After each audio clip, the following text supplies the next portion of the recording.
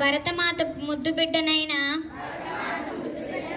నేను స్వచ్ఛ భారత్ మరియు స్వచ్ఛాంధ్ర ప్రదేశ్ లక్ష్యంలో భాగంగా నేను స్వచ్ఛ విద్యాలయ కొరకు నిరంతరం కృషి చేస్తాను.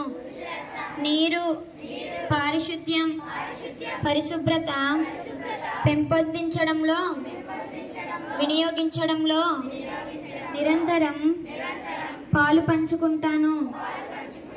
ముఖ్యమైన సమయాలలో నేను నా చేతులను సబ్బుతో శుభ్రంగా కడుక్కుంటాను.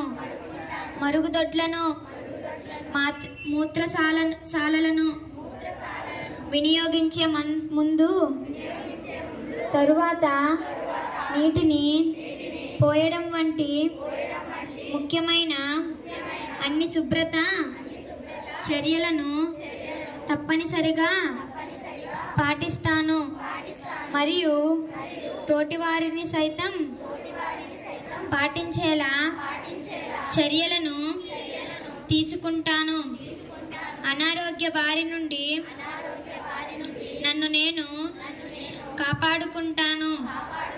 తెలుసుకున్న ఆరోగ్య అంశాలను అందరికీ తెలియజేస్తాను.